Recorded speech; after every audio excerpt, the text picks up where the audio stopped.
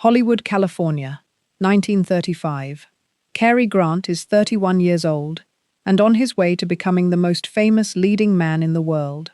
One afternoon, word arrives from England, from the family he left behind 2 decades ago. It contains one piece of information that changes everything he believes about his own life. His mother is alive. The mother he mourned as a boy. The mother whose absence his father explained away until the boy stopped asking. For more than 20 years, she has been locked inside an institution near Bristol, England, committed in secret, while her son grew up, crossed an ocean, changed his name, and became someone else entirely. Archibald Leach lost his mother as a child. Cary Grant found her again as a movie star. What that discovery did to him would shape the next 50 years of his life, and the lives of 5 women who married him. Virginia Cherrill, the silent film actress from Chaplin's City Lights, lasted barely a year, and her divorce testimony was brutal. Barbara Hutton was one of the richest women on earth, and the press called their marriage Cash and Carey. Betsy Drake stayed 13 years and introduced him to something so strange that when it surfaced in a courtroom long afterward, it nearly wrecked his reputation. Diane Cannon was 33 years younger, gave him the only child he ever had, and then fought him in one of the ugliest custody battles Hollywood had seen, where his most private secret became public record. And then there was Barbara Harris, the one who came last when he was in his late 70s, when the cameras were gone and there was nothing left to want from him, the one who was beside him in a hotel room in Iowa on the night he died. 4 marriages collapsed. The 5th ended only because his life did. The man millions watched on screen admitted, near the end, that he had been playing a character he invented in order to survive. "Everyone wants to be Cary Grant," he once said. "Even I want to be Cary Grant." This is the story of the boy who lost his mother, the man who kept losing his wives, and what he finally understood, almost too late, about why. If you're enjoying this story so far, don't forget to hit the like button and subscribe. Drop a comment telling me where in the world you're watching from. I love hearing from you. To understand what happened inside Cary Grant's marriages, you have to go back before Cary Grant existed. He was born Archibald Alexander Leach on January 18, 1904, in Horfield, a working-class suburb of Bristol, England. The house was narrow and cold, and the marriage inside it was colder. His father, Elias Leach, pressed suits in a clothing factory. Elias was tall, good-looking, and charming in public. In private, he drank, and his attention wandered to women who were not his wife. His mother, Elsie, was small and dark-eyed, tightly wound, and carrying a grief the family did not discuss. Before Archie was born, there had been another son, John. He died before his first birthday. Elsie had left the sick child briefly in someone else's care, and though nothing she did or didn't do would likely have changed the outcome, she carried the guilt for the rest of her life. It changed her. So when Archie arrived, she held on to him with a grip that people around the family found unsettling. She scrubbed him until he shone. She dressed him better than the household could afford. She corrected his speech, drilled his manners, sat him at the piano, and watched him constantly.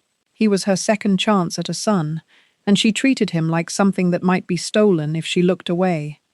Elias drank more. Money thinned out. The 2 parents fought about her spending, about his absences, about everything 2 unhappy people can find. Then came the day that split Archie Leach's life in half. He was around 10 years old. One day in 1915 he came home from school, and his mother was not there. He was told she had gone to the seaside to rest. He waited. Weeks passed, then months, and the seaside story quietly dissolved. No one sat the boy down and explained. The absence simply hardened into permanence, and over time he was allowed to believe, and by some accounts told outright, that his mother had died. She had not died. Elias Leach had signed his wife into the country home for mental defectives at Fish Ponds, an institution near Bristol. In that era, committing a woman required little more than a husband's signature and a cooperative doctor. Elsie went in, the paperwork closed over her like water, and Elias walked away from his marriage without a divorce. and without a scandal. Within a few years, he was living with another woman and had a child with her, while Archie was passed to his grandmother's care and, in every way that matters, left to raise himself. Consider what a 10-year-old does with that. The person whose attention had been total, suffocating, constant, vanished between breakfast and supper time.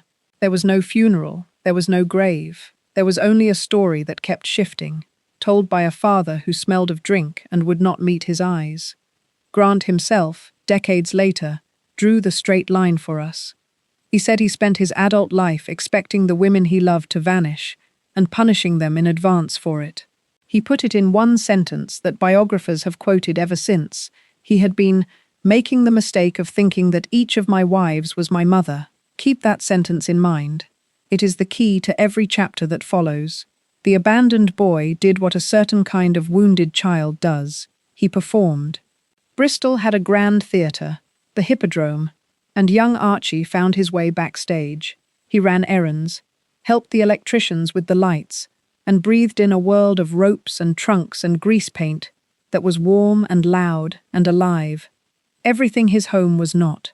The touring performers fed him, teased him, let him belong.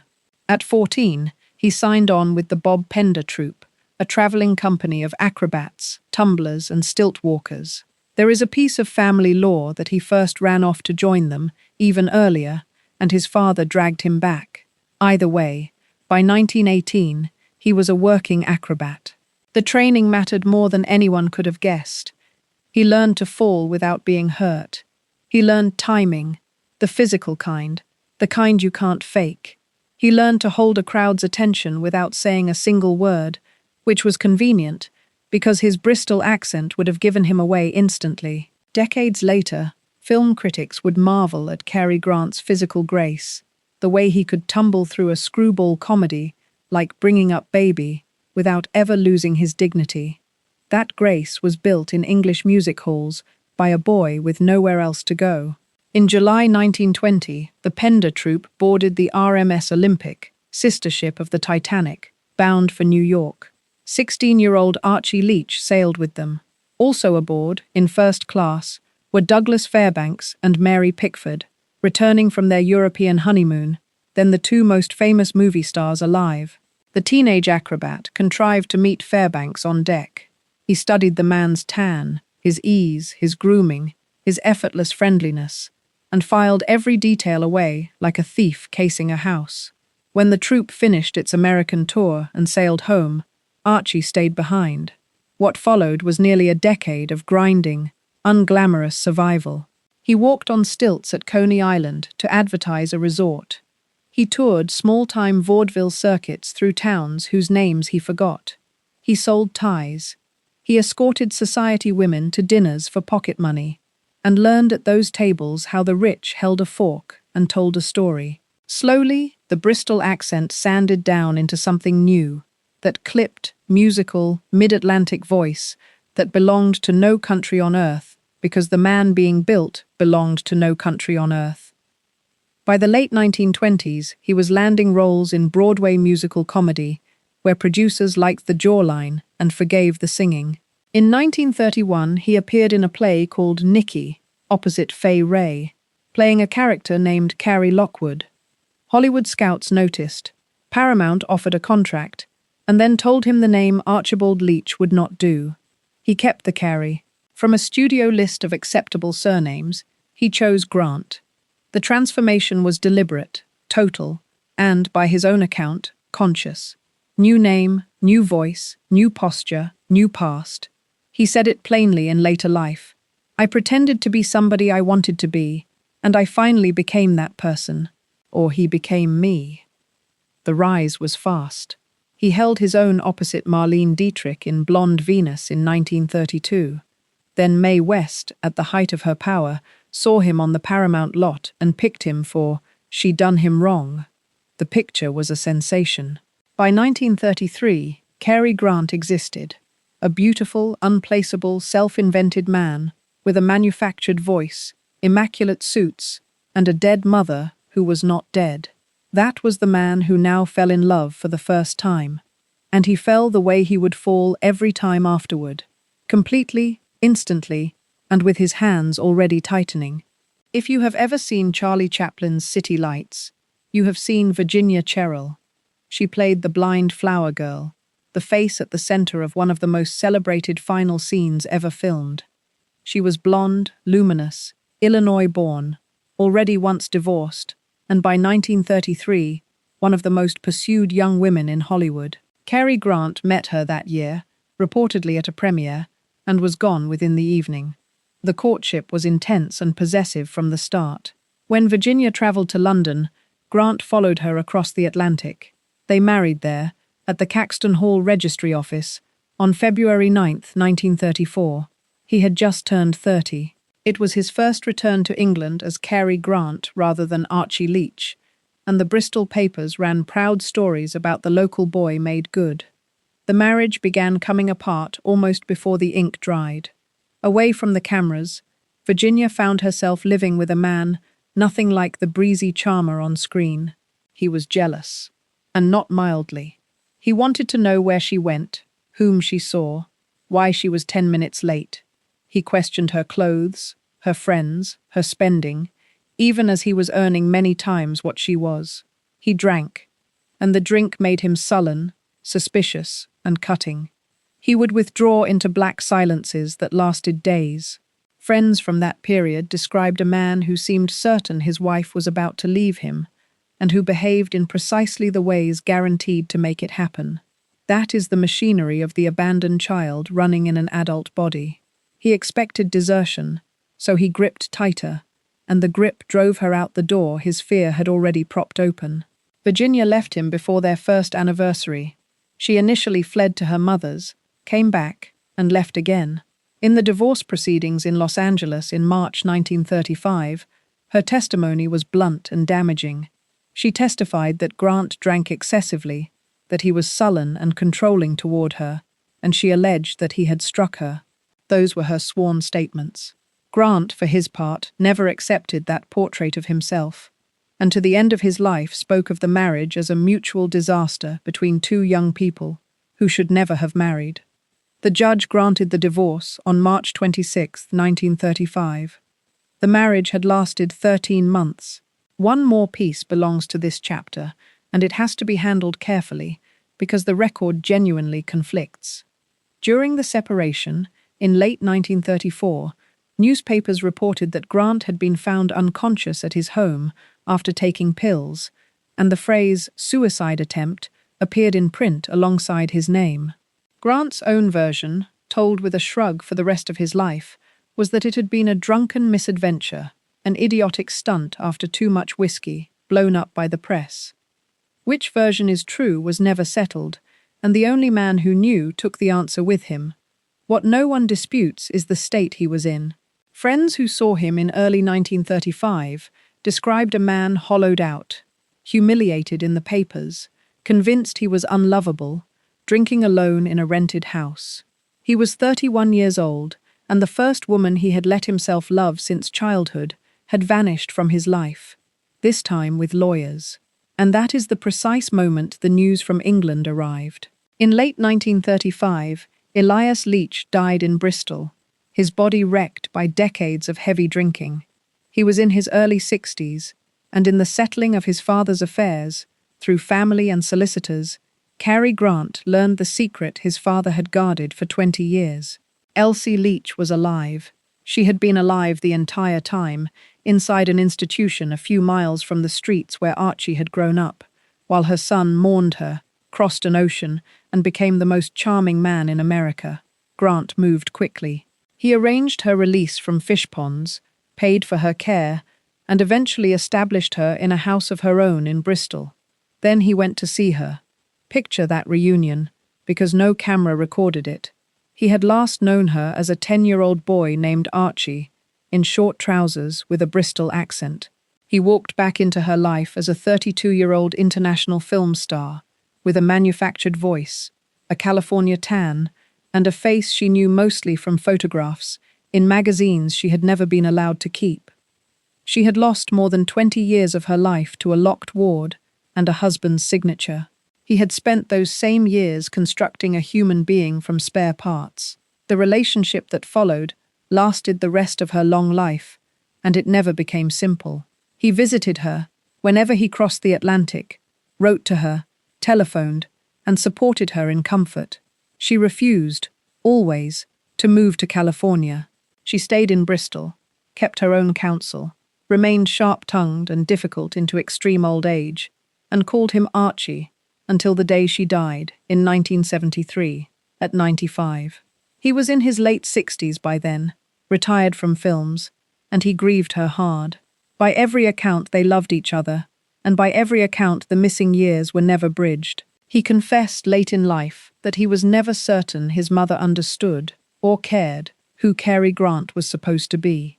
In a way, she was the one person on earth immune to the invention. She had known the original. This chapter sits in the middle of a story about 5 wives, because everything in it points forward. A boy who is told his mother is dead learns, at the deepest level, a child can learn anything, that the person you love most can vanish between breakfast and supper, and that the people you trust will lie to your face about it. Then, at 31, the lesson inverted. The abandonment his entire personality had been built to survive had never actually happened. She had not left him. She had been taken, and he had been lied to, and somewhere beneath the suits and the accent, a 10-year-old's grief and a grown man's guilt fused into something that no wife would be able to reach for the next 25 years. He married 4 more times. The pattern was already cast. Thank you so much for watching until the end. If you loved this story, check out the other videos on your screen now. I think you'll really enjoy them. And don't forget to subscribe if you haven't already. See you in the next story. In 1942, Cary Grant married one of the richest women on the planet. Barbara Hutton was the granddaughter of Frank Woolworth, the man who built the five and dime empire, and heiress to a fortune counted in tens of millions of Depression-era dollars, billions in today's terms. The press had hounded her since childhood and hung a nickname on her that she despised, the poor little rich girl. Her mother died when Barbara was 4, under circumstances the family never fully explained. She was raised by governesses, staff, and rotating relatives, brought out into society with a party so lavish it caused a public backlash in the middle of the Depression, and then married off at 20 to a Georgian prince who wanted her money and treated her cruelly. A Danish count came next, and he was little better. By the time she met Grant, she was not yet 30, twice divorced, the mother of a small son, fragile, extravagantly generous, and surrounded on all sides by people whose affection had a price tag. Grant was different from every man she had known, in one specific, documented way. He refused her money.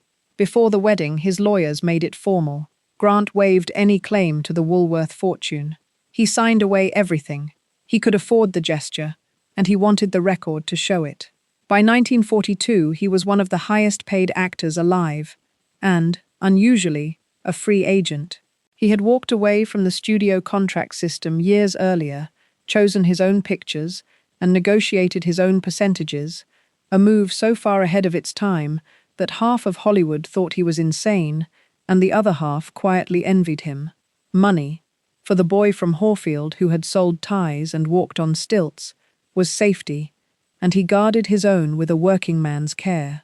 He did not need hers, and he made sure the paperwork proved it. The newspapers did not care about the paperwork. The headline writers took one look at the movie star and the heiress and coined the nickname that chased the marriage everywhere it went, Cash and Cary. They married on July 8, 1942, at Lake Arrowhead, California, in a small, guarded ceremony. 12 days earlier, on June 26th, Grant had stood in a courtroom and become a citizen of the United States, and in the same proceeding, legally changed his name. Archibald Alexander Leach ceased to exist on paper. The invented man had, at last, absorbed the real one entirely. The marriage that followed was gentler than his first, and just as doomed, for the opposite reason. Virginia had ended in jealousy and fury. Barbara ended in silence. The two of them lived on different planets that happened to share a house. Barbara filled their home with dinners for exiled European royalty, titled Refugees, Poets, Spongers, and International Cafe Society. 30 people at a table speaking 4 languages. Grant worked studio hours. He rose early, filmed all day, and came home wanting a quiet supper, only to find the dining room glittering with strangers who found the movie actor rather common. Some of her circle privately sneered at him as an acrobat who had married up. He, in turn, had a working-class horror of idle people and idle spending, and watched her generosity being farmed by hangers-on with something close to physical pain. The war shaped those years too. Grant was making pictures like Mr. Lucky and None But the Lonely Heart, the latter a somber film about a poor English drifter and his dying mother that critics saw, correctly, as the closest thing to autobiography he ever put on screen. It earned him an Academy Award nomination. He gave large portions of his wartime salaries to British war relief and related causes, quietly, and bristled at press suggestions that he had abandoned England. There were no public scandals in the marriage, no screaming matches leaked to columnists. He grew bored and withdrawn at her parties. She grew lonely during his long shoots. 2 profoundly abandoned children, raised an ocean apart in poverty and in obscene wealth, turned out to have identical wounds and no idea how to bandage each other's. They separated with more sadness than anger, and the divorce became final in August 1945, after 3 years. 2 details from the aftermath say more than the marriage itself ever did. First, Barbara Hutton married 7 times in her life. Most of those men took her money in fistfuls, and by the time she died in 1979, one of the great fortunes of the century was almost entirely gone. In her later years, she said that Cary Grant was the one husband who never took a thing from her, and the only one she remained truly fond of. They stayed friends, and he checked on her for decades. Second, during the marriage, Grant had grown close to Barbara's young son, Lance Reventlow, the lonely heir shuttled between households. One abandoned boy recognized another. Grant remained a steady presence in Lance's life long after the divorce, through the young man's racing career and troubles, and when Lance died in a plane crash in 1972, at 36, Grant mourned him like a son. 2 marriages down. Hollywood shrugged. Hollywood marriages ended every week. Grant went back to work and got bigger. Notorious, with Ingrid Bergman, in 1946, for many critics the finest performance of his career. The Bishop's Wife. I was a male war bride. The persona was now so complete, so frictionless, that audiences could no longer imagine a person underneath it. Then, in 1947, on the Queen Mary in the middle of the Atlantic, he noticed a serious young woman with a book, and the longest and strangest of his marriages began. Betsy Drake was 24 years old, an American stage actress raised partly in Europe, bookish, direct, and unimpressed by fame. Her grandfather had built the Drake Hotel in Chicago, but the family money was long gone by the crash, and she had grown up genteel and broke. Grant, 43, spotted her aboard the Queen Mary, maneuvered a mutual friend into an introduction before the ship docked, and by New York was smitten in his usual absolute fashion. This time, though, he did more than pursue. He built. He talked her up at RKO, helped secure her a contract, and starred opposite her in 1948, in a comedy whose title the gossip columns savoured, Every Girl Should Be Married. On Christmas Day, 1949, they were married in a tiny ceremony in Arizona. The man who flew them there in his own plane and stood as witness was Grant's close friend Howard Hughes, then the most famous recluse in America. Betsy was unlike either previous wife. She had no appetite for Hollywood society, and her interest in acting cooled quickly. Her passions ran inward: psychology, hypnosis, philosophy, writing, the new therapeutic ideas moving through post-war California, and her influence on Cary Grant was greater than that of any other adult in his life. It started small. He smoked heavily, had for decades, and Betsy hypnotized him out of it. To his amazement, it held. A door opened in his thinking. If the mind could be reached that way, what else in him might be reachable? What about the black moods, the jealousies, the 2 dead marriages, the mother in Bristol he could support but never quite talk to. For a good stretch, this marriage looked like the one that would last. They stayed home. They read in the evenings. He later called the early 1950s some of the most contented years of his life. He even semi-retired for a period, telling the press the parts had dried up, though the truth was closer to exhaustion with being Cary Grant. Alfred Hitchcock lured him back with To Catch a Thief in 1955, opposite Grace Kelly, and the comeback made him bigger than he had been before the war. Then two events in 1956 broke the marriage's spine. One became famous, the other nearly killed her. That year, Grant went to Spain for the long, troubled shoot of The Pride and the Passion. His co-star was Sophia Loren, 21 years old, on the verge of world stardom. Grant fell for her completely, and on that set it was a secret to no one.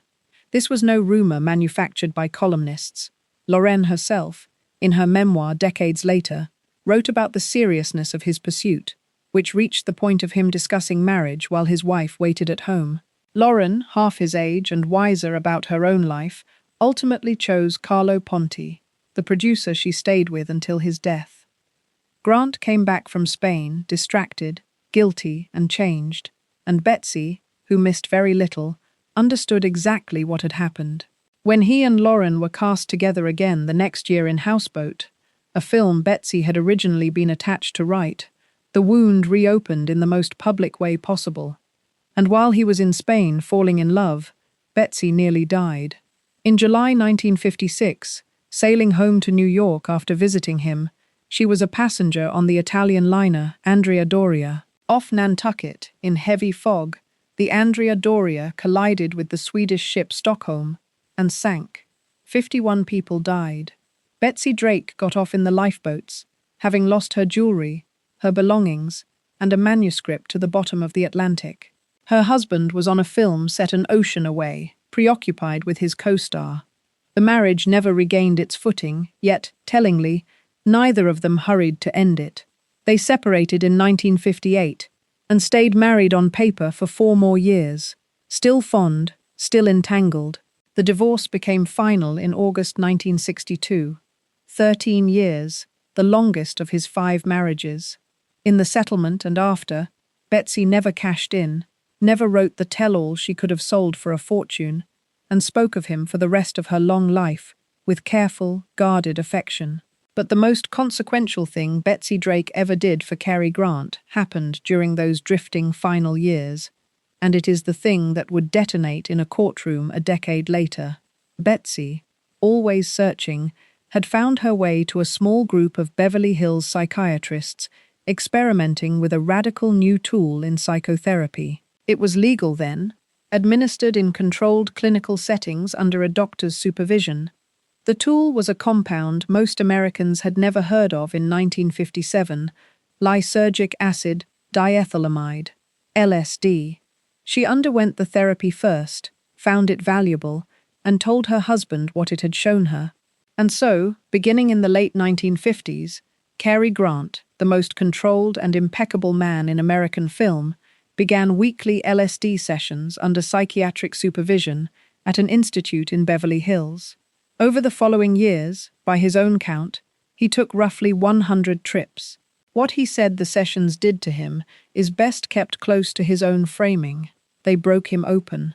Week after week, lying on a couch with the doctor nearby, he said he relived his childhood in Bristol, the vanished mother, the lying father, the dead brother he was born to replace.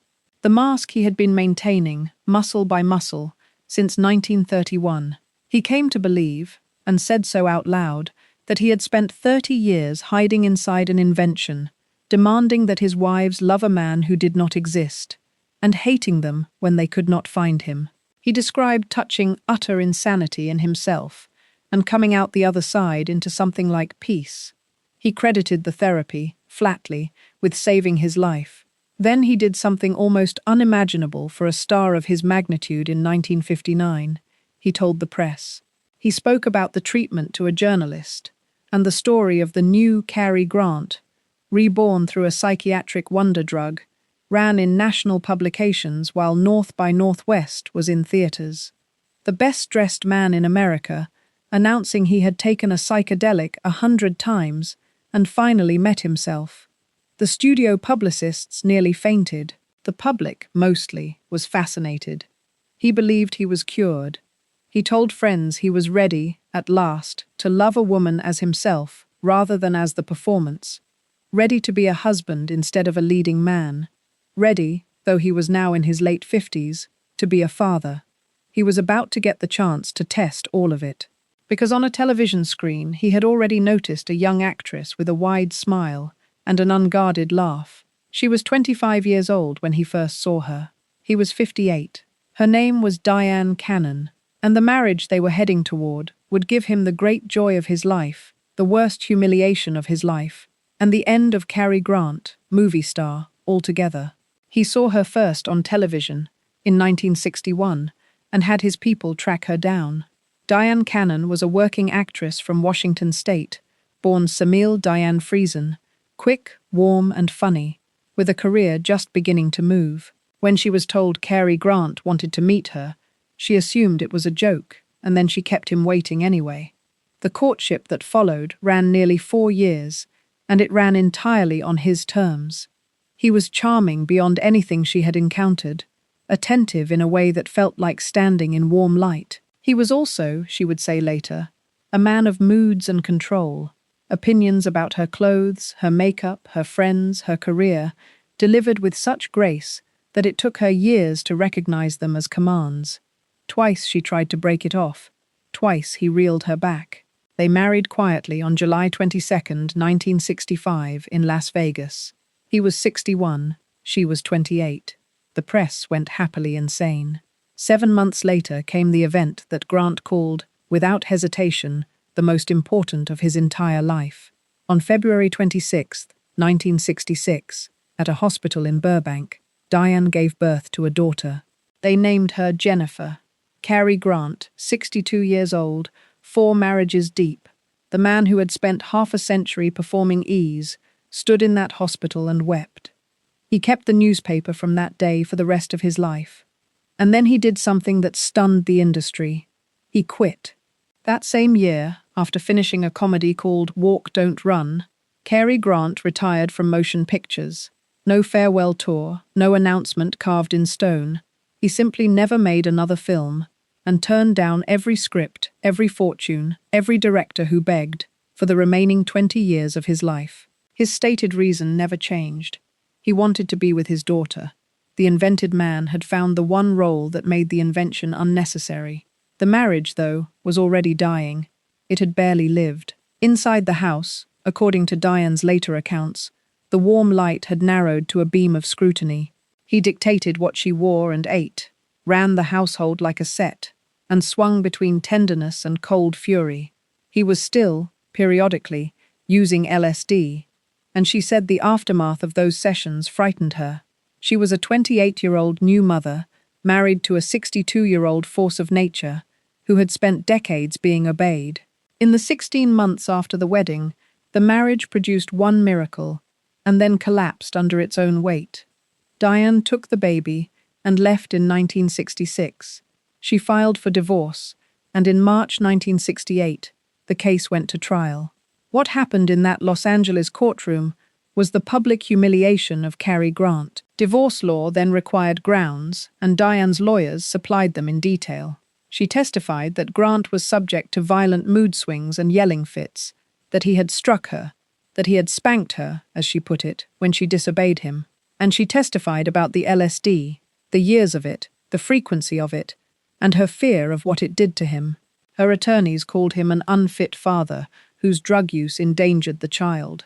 The word LSD, which in 1959 had been an exotic medical curiosity attached to his name, was in 1968 the drug of Haight-Ashbury and nightly panic on the evening news.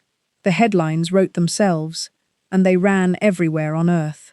Grant denied the violence, defended the therapy as medical, and finished, and fought for one thing only: access to Jennifer.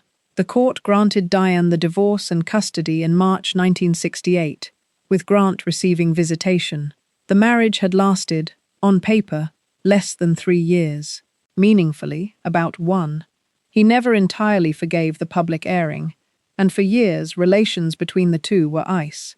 But here the story turns in a way the headlines never predicted. He did not vanish from his daughter's life, and he did not litigate her into a weapon. He showed up. Every visitation, every school event he was allowed, every summer stretch, for the rest of his life. Jennifer Grant would grow up and write a book about him called Good Stuff, the phrase he said when something delighted him. And the father in its pages is patient, silly, devoted, and endlessly present. Even Diane Cannon, whose own memoir spares him nothing as a husband, never disputed what he became as a father. The wound from the trial ran deep in another direction, though. 4 marriages, 4 endings, each worse than public, testified to, printed, mocked. He was in his mid-60s, done with films, largely done with Hollywood, sitting on the boards of Fabergé and MGM, flying to meetings, raising his daughter on alternating schedules, and telling friends, with a finality they believed, that he would never marry again. He believed it too. For 8 years, he was right. In 1976, Cary Grant was in London for a Fabergé event at the Royal Lancaster Hotel.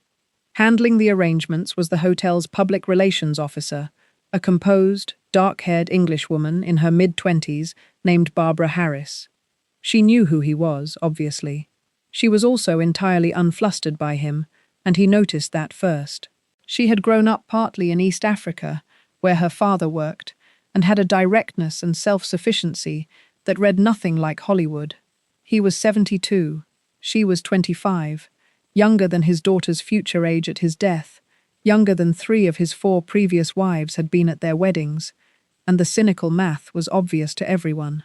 Everyone, it turned out, except the 2 people involved. The courtship was slow, conducted mostly across an ocean, by telephone and letter, over years. No cameras, because there was no film to promote, and no premiere to attend. He was a retired businessman with grey hair and glasses who did the crossword and drove himself. In 1978, she moved to California, and in April 1981, in a ceremony so private the press learned of it afterward, Barbara Harris became the 5th Mrs. Cary Grant, at the house on Beverly Grove Drive. He was 77. The obvious question is the one his friends asked, and the answer is in what everyone who knew them in those years reported, more or less unanimously. The last marriage was the happy one. Visitors described a man they had never met before, relaxed, unguarded, openly affectionate, holding his wife's hand in restaurants like a teenager. The moods that 4 wives had testified to, the jealousy, the control, the black silences, are simply absent from every account of those years. Jennifer, then a teenager, grew close to Barbara, and the small household settled into something Grant had never once had, an ordinary, contented home. Part of it was the therapy, decades along. Part of it was age burning off the fear, and part of it, he said himself, was her. He had finally married someone when there was nothing left to want from him, no career to help, no fortune she pursued, no fantasy of Cary Grant to marry, just an old man who had at last become approximately the person he'd been impersonating. In these years, he built a small, curious final act. He refused every film, but he created a stage show, a conversation with Cary Grant, and toured it through small and mid-sized American cities. The format was simple: film clips, then Grant alone on stage with a microphone, taking questions from the audience for 90 minutes. No script. He chose modest towns deliberately, places whose people had paid for his pictures for 50 years, and he charged little. Barbara traveled with him to every one. On November 29, 1986, the tour brought them to Davenport, Iowa, for a show that evening at the Adler Theater. That afternoon, during the rehearsal and photo session, Grant began to feel unwell. His speech thickened. He grew unsteady. He was helped back to his suite at the Black Hawk Hotel. He refused, for hours, to go to a hospital, apologizing, insisting he'd be fine for the show, while Barbara sat with him, and the local doctors grew more alarmed. He was suffering a massive stroke. By the time he was finally taken to St. Luke's Hospital that night, there was nothing to be done. Cary Grant died at 11:22 p.m., aged 82, with Barbara beside him, in a river town in Iowa, about as far from Hollywood and from Bristol as a man can be. There was no funeral. He had left instructions: no service, no monument, no grave. The man who had no grave to visit as a child chose to leave none behind. His body was cremated, and the ashes given to Barbara and Jennifer. His estate, in the tens of millions, went almost entirely to the two of them, the last wife and the only child. Barbara Harris never sold a story. In the nearly 4 decades since, she has given almost no interviews, written no memoir, and guarded his memory with the same privacy he craved. She eventually remarried, quietly, years later, with Jennifer's blessing. The 5th marriage had lasted 5 years and ended undefeated.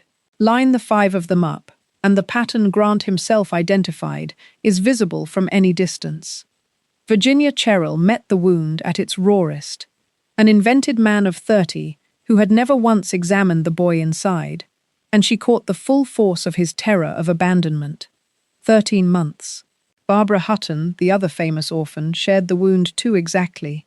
2 people starving in the same way cannot feed each other. 3 years. Betsy Drake did something no one else had done. She handed him the key to his own history, and in one of the crueler ironies of the story, the self-knowledge she gave him outlasted her marriage to him. 13 years. Diane Cannon arrived when he believed he was cured and discovered how much of the cure was still theory. She paid the highest price of the 4, and she left carrying the one person who would finish the job the therapy started. 3 years. And Jennifer. Barbara Harris married whatever was finally left when the mask, the fear, the career, and most of the fury had burned away. 5 years. Ended by death alone. His own verdict, given in interviews late in life, was harsher on himself than any of the divorce filings. He said he had been impossible to be married to for most of his life. He said the fault in the failed marriages was mostly his. He said each wife had been asked, without knowing it, to stand in for a mother who vanished from a Bristol kitchen in 1915, and to prove, daily, that she would not vanish too, a test no human being can pass, because the test itself drives them away. What complicates the sadness, and what makes this story worth 40 minutes of anyone's time, is that it does not end where stories like this usually end. The pattern broke. It broke late, absurdly late, at an age when most men are done changing, but it broke, and the evidence is the 2 people who were with him in Iowa, in spirit and in fact. A wife who wanted nothing from him and stayed until 11:22 p.m., and a daughter who grew up and titled her book about him after his own expression of joy. The most famous thing Cary Grant ever said about himself was the line about everyone wanting to be Cary Grant, even him. It's usually quoted as wit. Said by a man who spent 5 marriages and 100 trips into his own past, trying to close the gap between Archie Leech and the person on the screen, it reads less like a joke and more like the plainest sentence he ever spoke. He got there in the end. It just took him 5 wives, 1 daughter, and 70 years to make the 2 men into one. If you enjoyed this story, like and subscribe so you never miss the next one. Thank you so much for watching until the end. If you loved this story, check out the other videos on your screen now. I think you'll really enjoy them. And don't forget to subscribe if you haven't already. See you in the next story.